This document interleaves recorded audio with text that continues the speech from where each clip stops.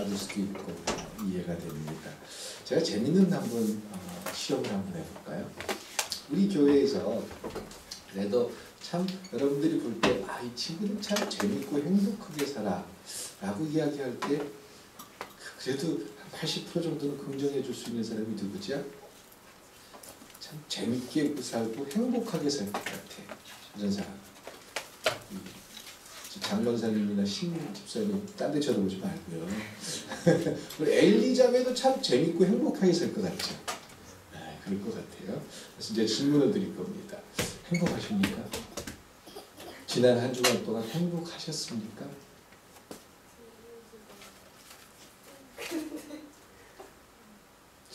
남자친구도 자주 못 만나고 여러 가지 힘들고 어려움이 있고 정말 행복했을까? 50%를 따졌을 때 50% 위입니까? 빛입니까? 솔직하게 잘 모르겠어요.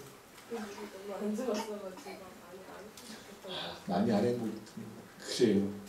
우리가 참 긍정하고 인정해주는 긍정적인 사람, 그리고 우리 신집사님이나 우리 엘리 자매님 이 두 사람을 이야기하는 건 그래도 이 사람들은 무슨 얘기를 해도 괜찮을 것 같아서 제가 이야기하는 건데, 몸이 힘들고 피곤하다는 생각이 행복이라는 단어를 가로막았습니다.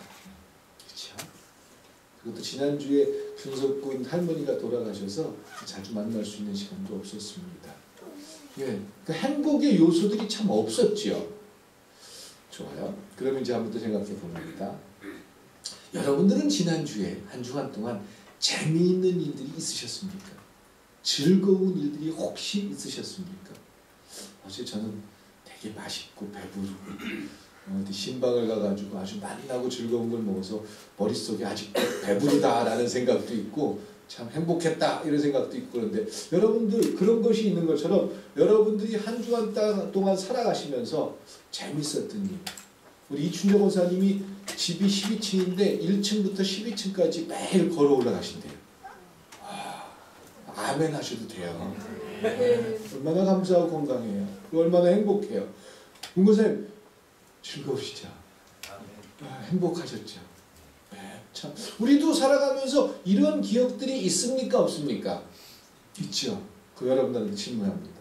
행복하셨습니까? 크게 이야기할 건 아니지만 그래도 괜찮은 것 같아요. 그렇죠? 아멘. 아멘. 그렇죠? 네. 왜 이런 차이가 있죠? 엘리자마한테 물어보는 것과 우리 성도님들한테 지금 질문하는 것이 지금 순서가 바뀌었어요. 그랬더니 결과가 달라져요. 주제를 먼저 행복하십니까? 라고 그러면 행복했던 거지. 이걸 먼저 생각하게 합니다. 그렇기 때문에 자매는 몸이 지금 안 좋았지요. 여러 가지 힘든 일들도 있었죠. 그러니까 난 행복하지 않았던 것 같아요. 머릿속에서 이것이 먼저 생각이 된다라는 겁니다. 그런데 여러분 성도님들한테 지난주에 즐거웠던 일, 재미있던 일 이런 것들을 먼저 기억나게 하고 그리고 나서 행복하십니까? 라고 물어봤더니 행복했던 것 같아요. 그렇죠? 그러면 우리의 삶이나 이 친구의 삶이나 크게 다를 게 없는데 어떻게 질문을 하느냐에 따라서 우리는 행복한 삶을 살고 있다고 생각할 수 있고 행복하지 않다라고 생각하면서 살 수가 있다라는 겁니다. 그렇죠? 컵에 물이 아직도 반이나 남았네. 늦게 오는 거 저렇게 알려요. 다음부터 늦게 오시는 분들은 이제 바로바로 우리 희은이가 지적할 겁니다. 물이 아직도 반이나 남았네. 또 에이 물이 요거밖에 없네. 정말 다른 차이입니다. 우리가 그리스도인, 아니 우리가 이 세상을 살아가면서 어떻게 보고 어떻게 생각하느냐에 따라서 정말 우리의 삶은 지옥 같은 삶을 살 수 있고 똑같은 삶인데 천국 같은 삶을 살 수가 있습니다. 여러분들은 어느 편에 서고 싶으십니까? 예배를 드리면서도 이 예배가 정말 내가 생명을 바꾸고도 생명을 걸고서라도 지키고 싶은 예배일 수 있고 마지못해서 오늘따라 왜 선거 때도 안 서가지고 설교가 길게 생겼으니 큰일 났다 걱정을 하면서 예배를 드릴 수도 있고 똑같은 예배인데 이렇게 천지 차이가 될 수 있다라는 겁니다. 예, 마태복음 13장 14절 15절에 보니까 이렇게 마태는 기록합니다. 이사야의 예언이 저희에게 이르렀을 때 너희가 듣기는 들어도 깨닫지 못할 것이요 보기는 보아도 알지 못하리라. 듣긴 들어도 깨닫지 못하고 보기는 보아도 알지 못할 것이다. 이렇게 마태는 이사야의 글을 인용해서 이야기합니다. 이 말은 듣는 것이 둔하고 듣기가 어렵다라는 말입니다. 자, 분명히 우리는 행복하게 살 수 있고 재밌게 살 수 있는데 어떻게 보고 어떻게 생각하고 어떤 것을 먼저 질문하느냐에 따라서 행복할 수 있고 지옥 같은 삶을 살 수 있다는 거죠. 똑같은데 전혀 변하지 않는데. 그러니까 우리가 듣기는 듣는데 참 둔해지고 듣기가 어렵다라는 말을 마태는 이 유대인들을 향해서 이야기하고 있습니다. 근데 가장 중요한 것은 듣기는 듣는데 둔하게 됐다라는 의미는 왜 듣기는 듣는데 둔하게 되지요? 이미 나는 알고 있다고 생각하기 때문에 그렇습니다. 이미 성경에 대한 많은 지식들, 성경에서 이야기하는 하나님의 명령들을 나는 알고 있다라고 생각을 해버리기 시작하니까 그때부터는 하나님의 말씀이 우리의 삶에 어떻게 적용되고 어떤 도전을 주고 어떻게 행복하게 할 수 있다는 것을 받아들이려고 하지 않습니다. 예. 책을 한 권만 읽은 사람이 이 세상에서 제일 똑똑한 사람이에요. 그렇죠? 다른 여러 가지 책을 읽은 사람들이 아무리 얘기해도 받아들이려고 하질 않아요. 그 책에 그렇게 나와 있으니까. 근데 신앙도 그렇더라고요. 여러분들이 아는 어떤 분은 천주교가 이단이래요. 근데 그 천주교가 이단이라는 말을 자기만 알고 있으면 다행인데 교인들한테 열심히 세뇌시키고 가르쳤어요. 그때 교인들이 왜 천주교가 이단인지도 모르고 그냥 천주교는 마리아에게 기도하고 천주교는 예배 방법이 다르고 천주교에서는 이상한 거 한다고 생각하고 이단으로 생각했어요. 그랬습니까? 안 그랬습니까? 그래서 물어봤어요. 왜 천주교가 이단입니까? 라고 제가 찾아가서 물어봤어요. 그랬더니 자기 장인이 목사님이신데 그 장인 되시는 목사님이 천주교 이단이라고 그랬대요. 그래서 그걸 자기는 믿기 시작했고 교인들한테 그걸 가르쳤어요. 그리고 가르친 걸로 끝난 게 아니라 세뇌를 시켰어요. 그리고 나서 시간이 흐르니까 어마어마한 일이 일어나고 말았어요. 왜 천주교가 이단인지, 왜 감리교와 다른지, 왜 장로교가 다른지 이런 부분들을 나름대로 찾아보고 분석하고 그리고 이것이 옳은지 그른지 하나님에게도 물어보고 이런 과정도 없이 누가 그랬대요. 근데 최소한 목사라고 한다면 누가 그런 얘기를 듣고 와서 그것을 자기 얘기 그냥 하면은 됩니까? 안 됩니까? 하나님 나라가 무너져요. 그리고 잘못된 기준을 갖게 돼요. 그래서 그 잘못된 기준 때문에 신앙생활을 착각하기 시작합니다. 얼마나 무서운 결과를 가져옵니까? 예. 무언가를 알고 있다는 생각 때문에 우리는 다른 어떤 것들에 대해서 들으려고 하지도 않고 받아들이려고 하지 않습니다. 그래서 우리가 제일 싫어하는 게 제발 설교 좀 하지 마세요. 제발 나한테 가르치려고 좀 하지 마세요. 왜? 그 얘기 뭐예요? 다 알고 있다는 거예요. 자녀들 데려놓고 아버지가 널 와봐라. 신앙생활이 이렇게 하는 거다. 라고 하면 알고 있어. 알고 있다고 스스로 믿기 시작합니다. 여러분들은 이웃을 사랑하라는 하나님의 의도와 뜻을 아십니까? 모르십니까?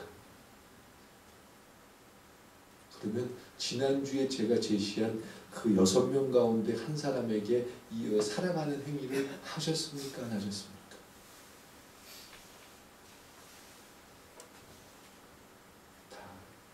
저도 다시 얘기했네요. 왜 안 하셨죠? 왜 안 하셨어요? 제가 이 시간 여러분들을 꾸중하거나 여러분들의 잘못을 지적하거나 이러려고 지금 이야기 화두를 꺼낸 게 아닙니다. 하나님을 사랑하고 이웃을 사랑하라는 게 성경 말씀이고 그렇게 사는 게 천국 백성이 이 땅 가운데 하나님의 뜻대로 사는 거라는 걸 아십니까? 모르십니까? 알고 있다고 스스로 믿고 있습니다. 근데 진짜 아는 겁니까? 모르는 겁니까? 예? 왜 모르는지 아세요? 지난주에 선포와 가르침에 대해서 제시해드렸습니다. 선포는 주 예수 그리스도를 고백하는 것이 선포라고 했습니다. 주 예수 그리스도, 구주가 나의 구세주입니다. 이것을 고백하게 된다면 그 구주가 우리에게 명령하는 가르침을 듣고 뭐 하는 거예요? 순종하는 것이 우리의 삶이라고 했습니다. 그 예수님께서 설교 말씀을 통해서 이웃을 사랑하라라고 명령했습니다. 그게 하나님의 뜻인지 알지요. 그런데 여러분들이 순종하셨습니까? 순종하지 않으셨습니까? 순종하지 않았습니다. 그렇다면 순종하지 않은 그런 내 모습들은 그 말씀을 알 수 있습니까? 없습니까?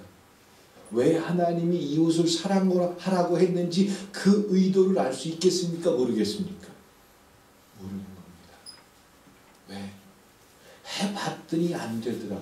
해봤더니 어렵더라. 해봤더니 손해더라. 이게 대답이어야 되는 겁니다. 그런데 하지도 않고 나는 하나님의 뜻을 알고 있다라고 하는 건 이미 아는 겁니까? 모르는 겁니까? 우리는 그렇게 교육받아왔어요. 그렇게 신앙생활 해왔어요. 아마 꿈이 있는 교회가 시작되기 전에 여기 앉아있는 모든 분들은 천주교가 이단이라고 믿었습니까? 믿지 않았습니까? 예, 천주교가 이단이라고 믿었고 그 천주교 나가면은 지옥 간다고 생각했습니까? 천국 간다고 생각했습니까? 예. 그래서 김초롱 성도가 우리 교회 왔죠? 천국 가려고. 지옥 안 가려고. 그래서 결혼하는 조건을 붙이면서 그 조건이 있었습니까? 없었습니까? 예? 조건 안 달았어요? 그래요. 우리는 알고 있다고 생각했습니다. 그게 옳다고 우리는 머릿속에 기억되고 있었습니다. 그런데 그렇습니까? 예, 우리는 성경 안에서 우리도 모르게 거부하는 구절들이 참 많습니다. 여러분들은 성경 읽으면서 어디 딱 나오면 딱 덮어버립니까? 뭐 나오는 거죠? 11조요? 11조 못 내는 분들은 그럴 수 있겠네요. 또 기도하라, 부르짖으라 이런 거요? 가장 보기 껄끄름한 게 마태복음의 족보지요. 누가 누굴 낳고 왜 이걸 써놔가지고 예, 우리가 싫어하고 거부하는 하나님의 말씀이나 이런 여러 가지 것들이 있습니다. 특히 성경책 가운데 줄이 쳐 있지 않은 것들은 참 우리가 싫어합니다. 근데 줄이 쳐 있지 않기 때문에 우리가 들어야 할 하나님의 말씀일 수도 있습니다. 사도 베드로는 어떤 사람입니까? 머리부터 발끝까지 철저한 유대인입니다. 선민이라는 생각에 아주 그냥 꽉 잡혀있던 사람이에요. 요즘으로 따진다면 나만 복 받아야 된다. 다른 사람들, 감리교인들 아니고 다른 사람들은 복 받으면 안 된다. 이런 생각에 가득 갇혀있고 우리 교회만 나와야 하나님께서 복 주신다. 이렇게 생각하는 그 당시에 유대인들과 똑같은 생각을 가지고 있었습니다. 이 생각은 조상들로부터 계속 되어져 왔던 전통이었고 그들이 생각하고 있던 생각이었습니다. 예수님은 이 땅에 오셔서 제자들을 불렀고 이 세상 모든 사람들을 다 사랑하셨습니다. 예수님이 유대인들만 사랑하시고 이방인들을 미워하셨나요? 아니요. 예수님은 유대인들도 사랑했고 이방인들 모든 사람들을 다 사랑하셨습니다. 이스라엘 백성들은 인류를 위해서 제사장 민족으로 선택을 받았음에도 불구하고 그들은 그 선택의 의미를 잘못 알고 잘못 이해하고 있었습니다. 아마 예수님이 세상에 계실 때 베드로, 야고보, 요한 이런 제자들을 쫙 데리고 그 이방인들과 같이 식사도 할 때 있었고 세리와 같이 식사할 때도 있었고 그리고 또 이방 사람들에게 복음을 전할 때도 있었어요. 그럴 때 그들이 어디 앉아 있었을까요? 아마 예수님 주변에 있었거나 맨 앞에 앉아 있었을 거예요. 그래서 그들에게 이제 하나님의 말씀을 전할 때 그들이 제일 앞에서 아멘, 아멘, 할렐루야 그러면서 예수님이 하는 말을 듣고 얼마나 야 이게 천국 복음이야 그러면서 손을 들고 환영하고 찬양했을 것입니다. 그런데 그럼에도 불구하고 그들의 유전과 전통이 얼마나 컸으면 그들은 전혀 이방인들에 대해서 복음을 전해야 된다는 생각조차도 하지 않고 있었습니다. 예수님이 이 땅에 오셔서 또한 예수님이 죽으면서 또 예수님이 부활하시고 나서 너희는 모든 족속을 향해서 제자를 삼으라고 명령하셨습니다. 모든 족속, 유대인 말고 이방인을 향해서도 복음을 전하라고 했습니다. 헌데 초대교회가 생겨졌을 때 베드로와 제자들과 초대교회를 다니는 모든 사람들이 이방인들을 향해서 복음을 전했습니까? 전하지 않았습니까? 예수님이 말씀했는데도 그들이 생각하는 선미에 대한 착각 때문에 그리스도인의 삶에 대한 오해 때문에 그들은 이방인들을 향해서 복음을 전할 수가 없었습니다. 예수님의 말씀인데도 예수님의 부탁인데도 그래서 어떻게 생각하느냐가 이만큼 우리의 삶에 굉장히 중요한 영향을 미칩니다. 사도행전 10장을 자세히 보면은 재밌는 사건이 일어납니다. 어느 날 천사가 하나님이 고넬료에게 천사를 보내주십니다. 고넬료라는 이방인 로마 사람 백부장에게 천사를 보내주십니다. 그 천사를 통해서 하나님께서 고넬료에게 이렇게 이야기합니다. 고넬료야, 너가 사람을 보내서 베드로라는 사람을 찾아가서 그 사람을 데려다가 말씀을 듣고 그 사람을 데려다가 복음에 대해서 들어라.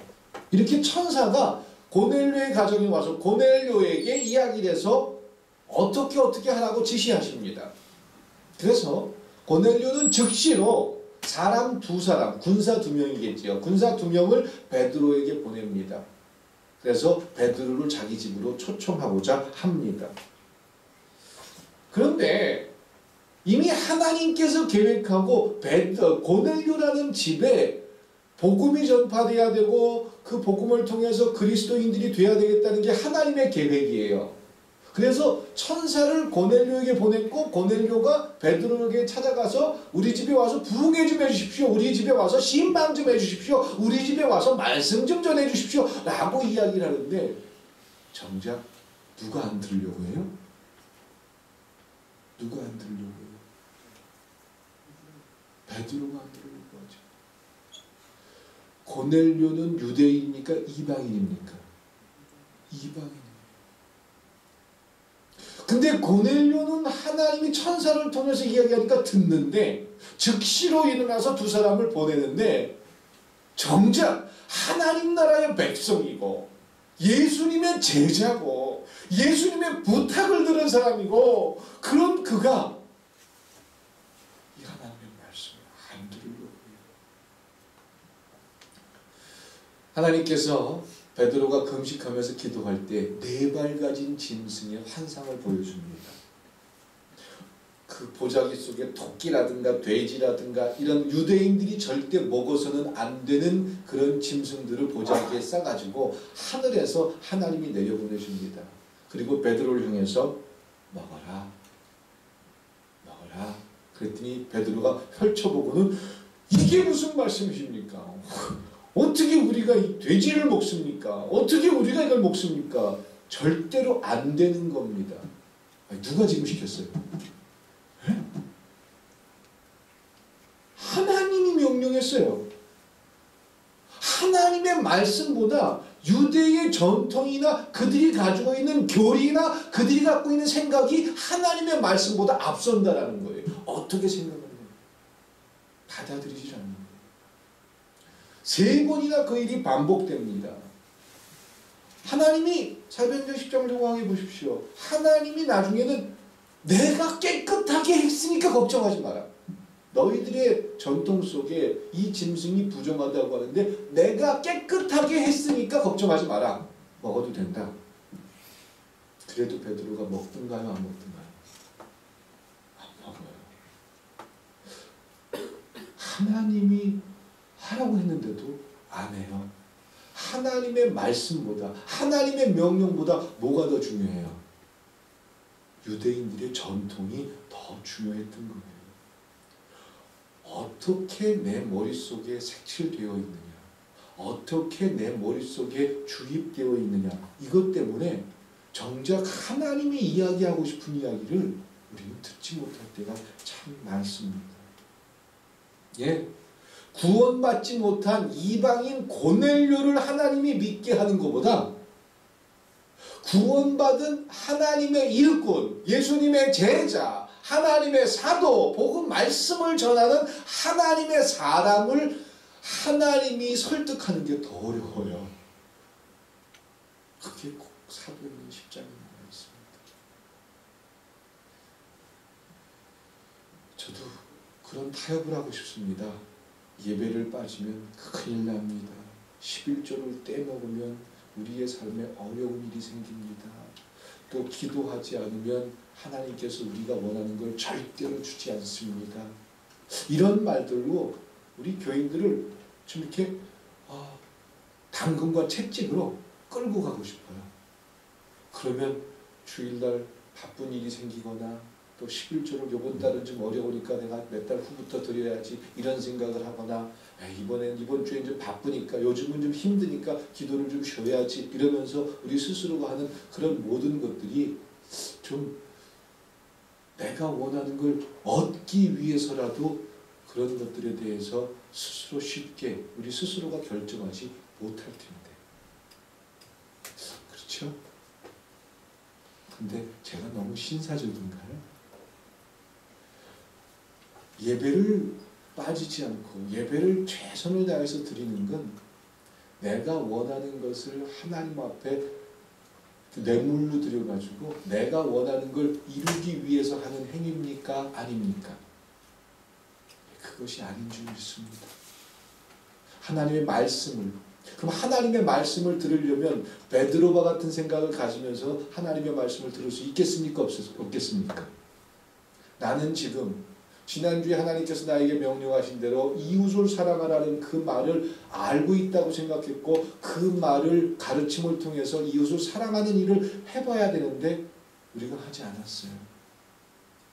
그런 상태에서 내가 하나님 말씀하시면 나는 신앙생활 이번 한 주간 동안 잘했습니다. 이번 한 주간 동안 하나님이 원하는 대로 살았습니다. 하나님께서 기뻐하는 그런 열매들을 가지고 왔습니다. 이렇게 스스로 속아서는 안 된다는 거예요. 기도하면 우리가 원하는 걸 다 이룰 수 있습니다. 아니요. 기도하면 하나님의 뜻이 수용돼서 내 고집보다 하나님의 결정이 옳다는 것을 발견하는 것이 기도인 줄 믿습니다. 예. 이런 걸 말씀드렸더니 기도 안 해도 되는 줄 알고 아예 기도를 포기하는 경우도 있습니다. 왜? 전통이 귀를 막아버리니까. 자, 이제 2명의 병사가 이제 베드로에게 도착을 했습니다. 다시 하나님이 베드로에게 이야기했습니다. 자, 그 환상이 지나고 나서 하나님이 베드로에게 얘기했어요. 걱정하지 마. 저 이제 너에게 2 사람이 찾아올 거다. 로마군인 2이 찾아올 거다. 이제 그들이 가자는 대로 가도 된다. 그리고 그들이 요구하는 것을 다 들어주어라. 이제 그제서야 베드로는 깨닫습니다. 그래, 내가 유대인이라는 그런 생각 때문에 하나님의 뜻을 지금 막고 있구나. 깨닫고는 2 사람이 찾아와서 그 요청을 했을 때, 예, 제가 가겠습니다. 거기 가서 신방하겠습니다. 그리고 따라갔어요. 갔더니 고넬료와 그 가족 식구들, 고넬료가 데려온 수십 명이 거기서 무릎 꿇고 베드로가 오는 걸 보고 있습니다. 무릎을 꿇고 있어요. 로마의 백부장 정도의 권세라면 대단히 높은 위치입니다. 그런데 그가 베드로를 정말 신을 섬기는 마음으로 영접합니다. 그랬더니 고넬료 집에 도착한 베드로가 이제 깨달았으면, 하나님이 베드로에게 원하는 게 뭔지를 깨달았으면 어떻게 해야 될까요? 할렐루야. 이 고집이 너무 세서 이방인에게는 복음이 전달되지 않는다는 그 고집 때문에 내가 안 오려고 했는데 오늘 오니까 내 고집을 꺾어야 된다는 걸 알겠습니다. 내가 알고 있다는 생각이 착각이라는 걸 이제 알았습니다. 이런 말 해야 돼요? 안 해야 돼요? 해야 되겠죠. 근데 베드로가 뭐라고 얘기했냐면, 유대인으로서 이방인과 교제한다거나 가까이 하는 것이 위법인 줄 아십니까? 말투가 어떻습니까? 베드로가 지금 그런 하나님의 명령을 듣고 하나님의 일을 하기 위해서 고넬료 집에 왔는데, 그가 하는 말투를 보면 참 가관이에요. 유대인들이 이방인과 교제한다는 게 말이나 되는 줄 아십니까? 이런 얘기예요. 왕성교회 목사님이 여러분들의 가정에 도착했어요. 그리고 여러분들 가정에 예배드리러 이렇게 딱 들어갔어요. 그러면서 들어가면서 하는 말이, 저기요, 내가 장로교 목사입니다. 그리고 여러분들은 감리교인이지요. 또 교회도 코딱지만한 교회 있지요. 또 교인도 몇 명 안 되지요. 난 우리 교인이 2만 명입니다. 그리고 내가 우리나라 최고의 위치에 있는 그런 목사입니다. 근데 내가 여러분들의 집을 방문하는 건 우리 장로교 법의 위법이고 또 내 자존심이 허락하지 않는 일입니다. 그러면서 얘기하면 여러분들 뭐라 그러시나요? Get out here. 당장 꺼져버려. 네가 뭔데? 우리 목사님이 최고지. 네가 뭔데? 그럴까요? 안 그럴까요? 그러겠죠? 네. 지금 베드로가 하는 행태가 바로 이런 거예요.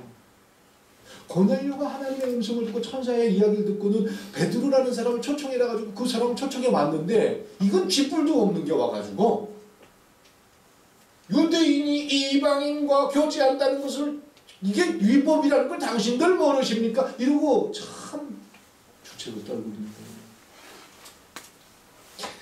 그러니까 사람이 가지고 있는 고정관, 사람이 가지고 있는 잘못된 착각, 이것이 얼마나 그것이 그들의 삶에 정말 중요한 것을 놓치게 하는지 모릅니다.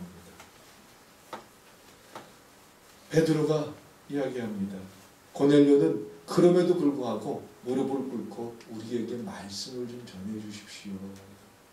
그랬더니 대뜸 한다는 말이, 왜 날 불렀습니까?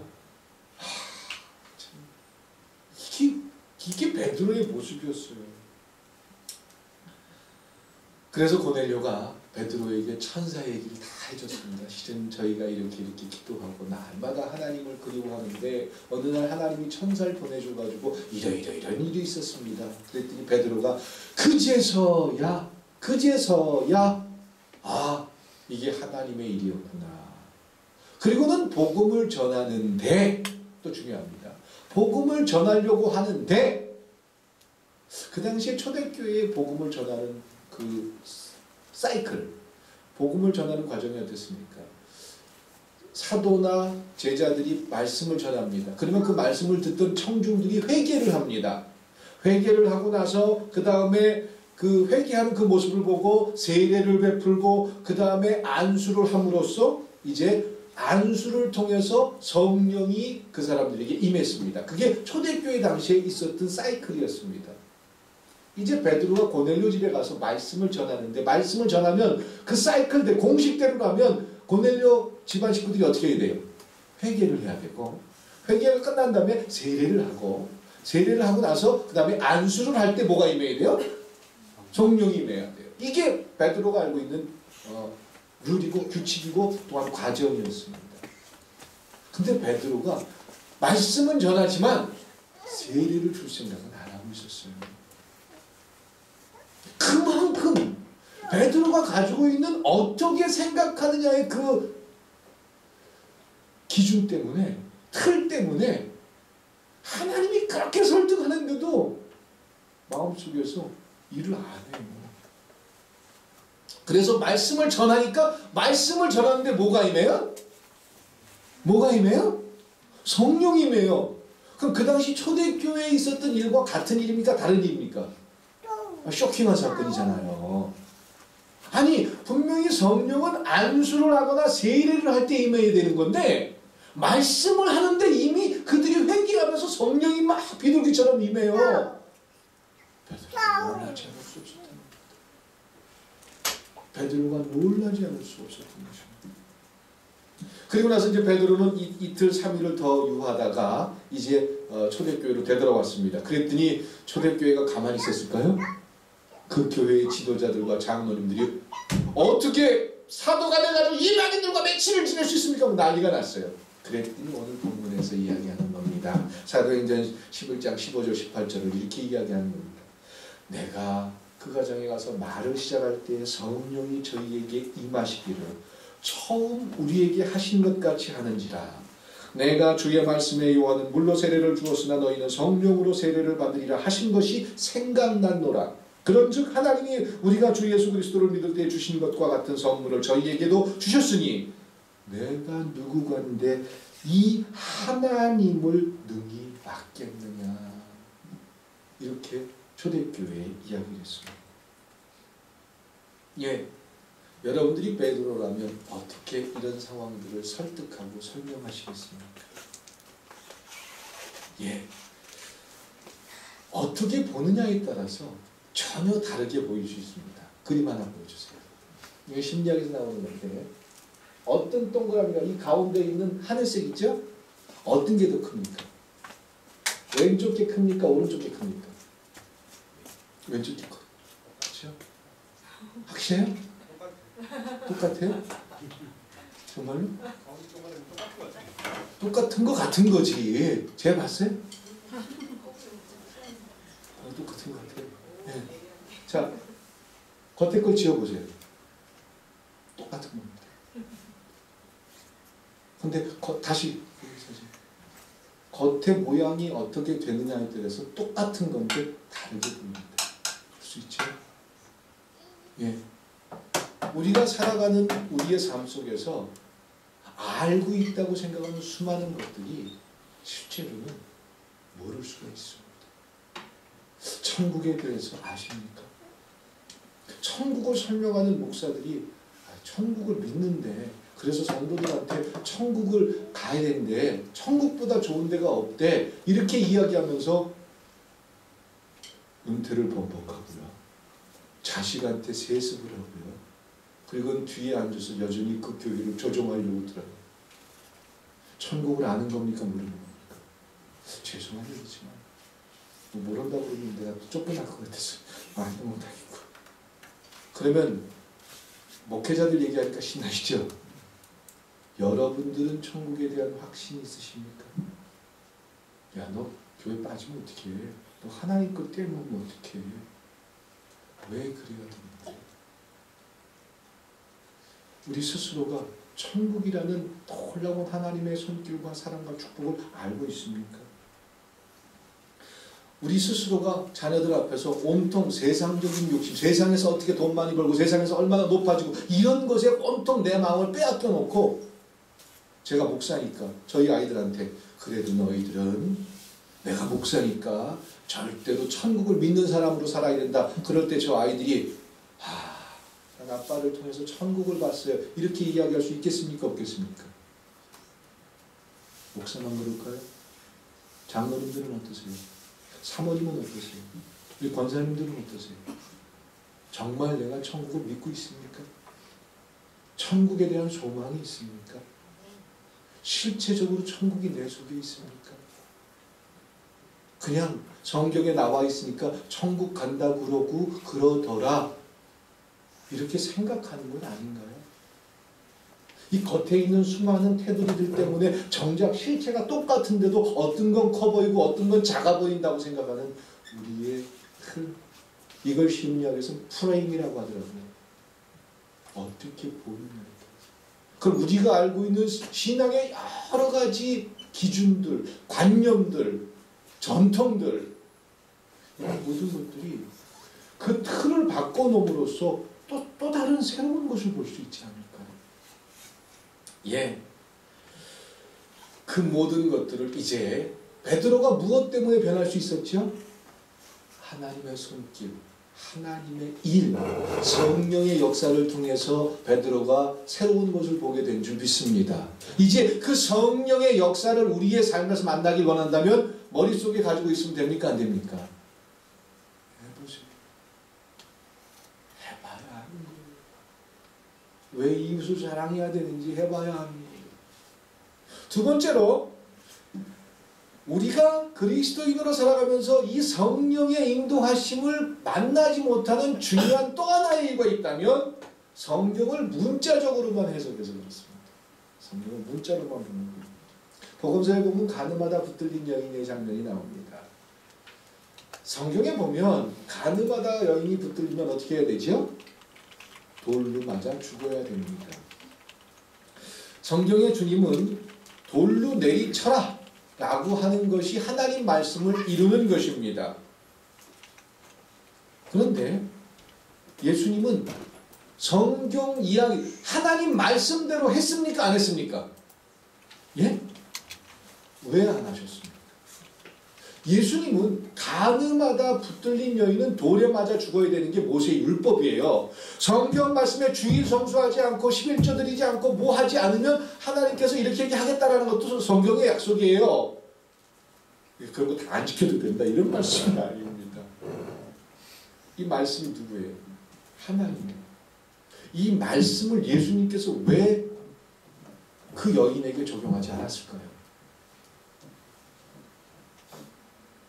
그 질문을 해서 예수님을 공경에 처하게 하려고 하는 사람들을 갖다가 무한하게 하려고, 예수님을 그렇게 올가미에 빠뜨리려고 하는 사람에게 그 묘수를 찾기 위해서 어떻게든지 그들에게 나는 그 너희들보다 지적으로 높아 이런 걸 보여주기 위한 꼼수였다고요? 아니, 그것도 아니에요.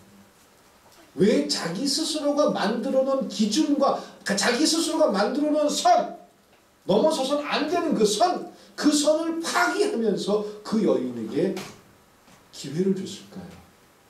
아마 그 여인이, 이런 생각을 해봅니다.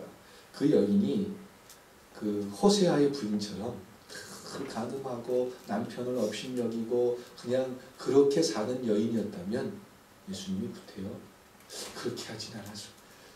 가늠한 여인을 돌로 쳐서 죽여라, 이 말은 그것이 상습화되어 있고 그것이 당연화되어 있는 사람에게 적용되는 거지.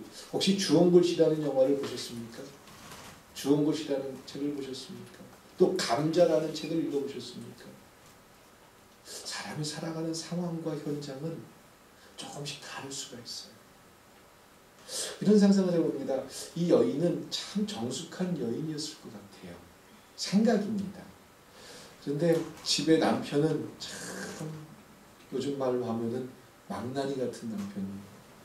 매일 술 먹고 들어오고 돈도 벌어오지 않고 남편이 나가서 일도 안 하고 돈을 안 벌어와 먹고 살 수가 없어요. 그리고는 술 먹고 들어와가지고 집안에 있는 거 다 부시고 맨날 애들 때리고 부인 때리고, 그래서 부인이 그냥 저녁만 되면 남편에게 얻어맞고 능력도 없는 남편 데리고 살아가고 고생하고, 그래서 밖에 나가서 빨래하고 뭐 파출부 일하고 그래가지고 간간히 먹고 사는 한 여인이 있었습니다. 너무 아이들을 키우고 너무 힘들어서 그냥 간단히 살고 있었어요. 근데 그 형편을 한 이웃집 남자 신사, 아주 젠틀하게 생긴 신사가 그 여인의 처지가 너무 불쌍해서 알게 모르게 조금씩 도움을 줬어요. 알면은 그 여인이 자존심 상할까봐 조금씩 도움을 줬어요. 그랬더니 이 여자가 나중에 그걸 알게 됐어요. 그래서 사람이 그렇게 자기를 도와주고 자기를 걱정해주는 사람에게 끌리겠습니까? 안 끌리겠습니까?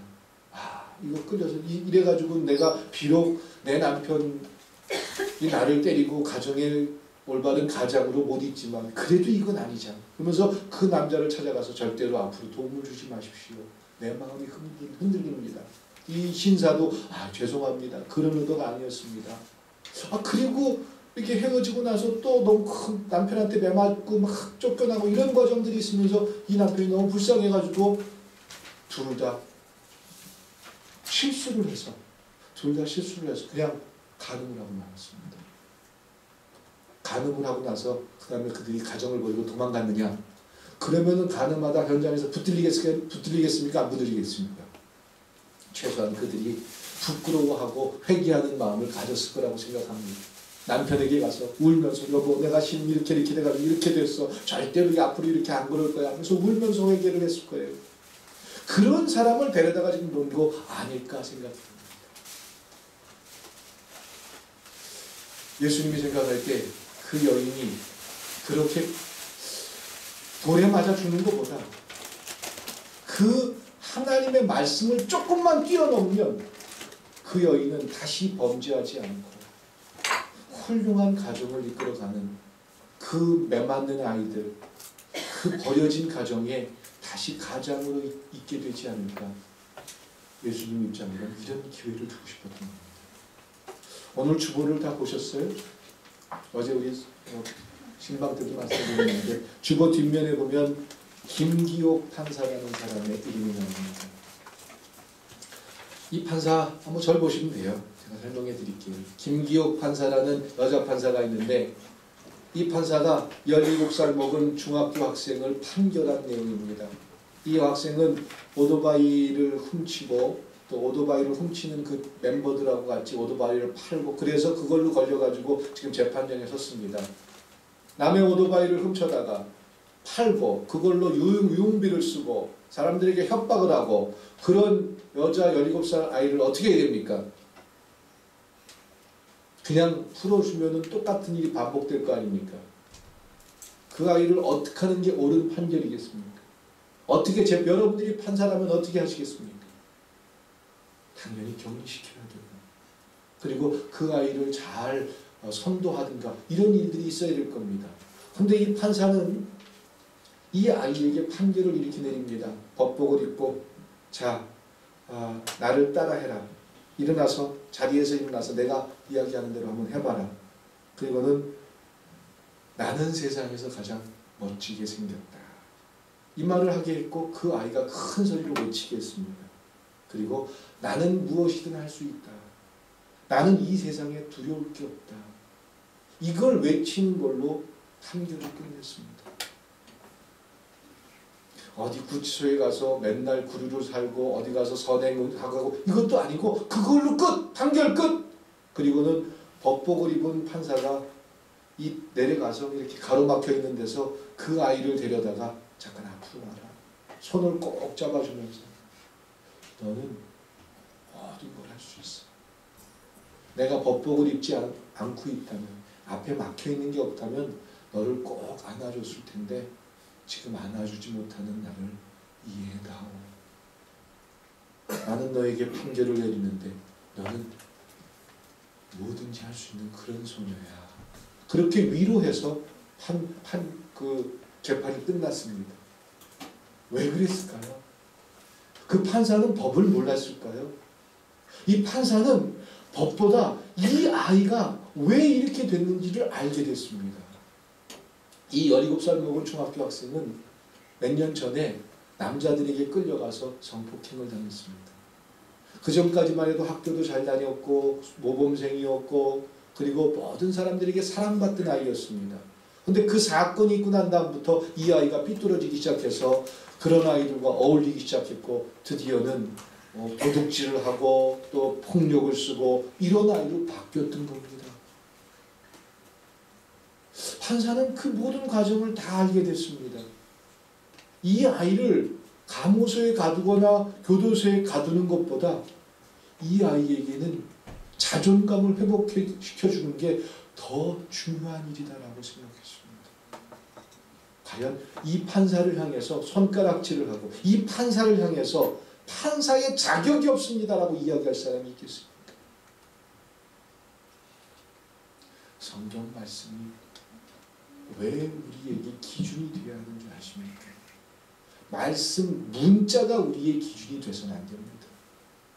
이 말씀을 하고자 하는 하나님의 의도를 발견하는 우리가 될 수 있기를 축원드립니다.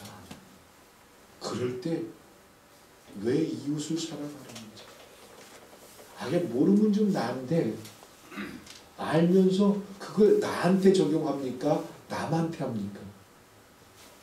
교회 안에서 가장 큰 숙제고 가장 큰 문제가 뭐냐면 하나님 말씀을 자기에게 적용하면서 어떻게 그 말씀 안에서 하나님의 의도를 발견하려고 하는 게 아니라 너 목사잖아, 너 장로잖아, 너 권사잖아, 그런데 어떻게 이럴 수 있어?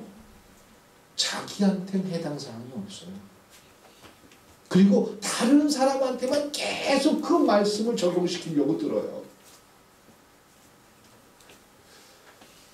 절대로 하나님의 말씀을 하는 게 아닙니다.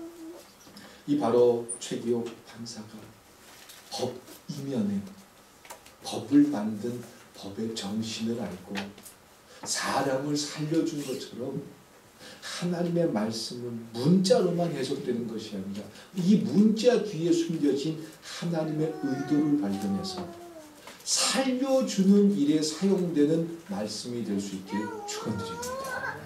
가정에서도 우리가 살아가는 모든 삶에서도 바로 이처럼 될 때에 하나님의 나라가 무엇인지, 하나님이 주인인 삶이 무엇인지, 왜 이웃을 사랑하라고 했는지 발견하고 그것에 참된 기쁨을 누릴 수 있기를 축원드립니다. 기도드리시겠습니다.